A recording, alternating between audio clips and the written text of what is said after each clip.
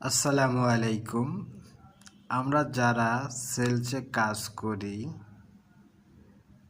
তারা যদি মাসের শুরু থেকে সেলস করতে না পারি তাহলে মাস শেষে আমাদের টার্গেট করতে খুবই সমস্যা দেখা যায় এবং অনেকে আমরা টার্গেট করতে পারি না। আর টার্গেট না হওয়ার অন্যতম কারণ হচ্ছে আমরা মাসের শুরু থেকে সেলস করি না, আমরা প্ল্যান অনুযায়ী কাজ করি না, আমাদের টার্গেটকে আমরা ভাগ করি না।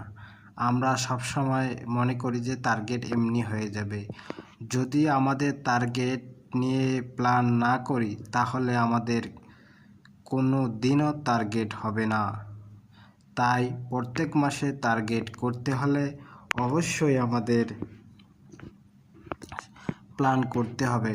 আমাদের সাপ্তাহিক প্ল্যান করতে হবে, মাসিক 15 দিন, প্রত্যেক সপ্তাহের টার্গেট প্রত্যেক সপ্তাহে করতে হবে এবং মার্কেট অনুযায়ী যেসব প্রোডাক্ট আমাদের বেশি চলে সেই সব প্রোডাক্ট বেশি বেশি লিফটিং করতে হবে এবং সেলসে ইনভয়েসে আমাদের সবসময় এসকিউ বাড়াইতে হবে।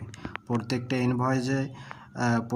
ইনভয়েসে প্রত্যেক পার্টিকে নতুন নতুন আর্টিকেল দিতে হবে, নতুন নতুন প্রোডাক্ট দিতে হবে, তাহলে আমাদের সেলস বাড়বে। আমরা ইনভয়েসে যত বেশি এসকিউ বাড়াবো তত বেশি আমাদের ভ্যালু আসবে, আর যত বেশি ভ্যালু আসবে তত বেশি আমাদের টার্গেট করতে সুবিধা হবে।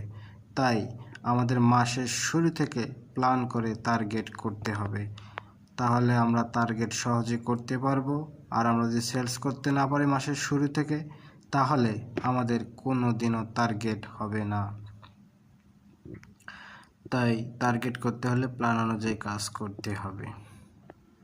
আমাদের স্টকে যেসব প্রোডাক্ট আছে সেই সব প্রোডাক্ট বেশি বেশি সেলস করতে হবে, তাহলে আমাদের সেলস বাড়বে। কি আছে কি নাই সেটা দেখার সময় নাই। আমরা যদি আমাদের রানিং একটা প্রোডাক্ট আমাদের স্টকে নেই, আমরা যার কারণে সেলস করতে পারি না, তাহলে এক সময় আমাদের টার্গেট হবে না।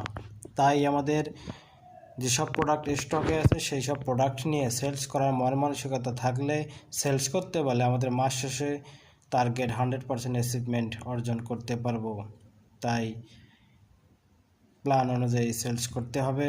আজকে এই পর্যন্ত। আমার ভিডিওটি ভালো লাগলে অবশ্যই আমার চ্যানেলটি সাবস্ক্রাইব করে পাশে থাকবেন। ধন্যবাদ।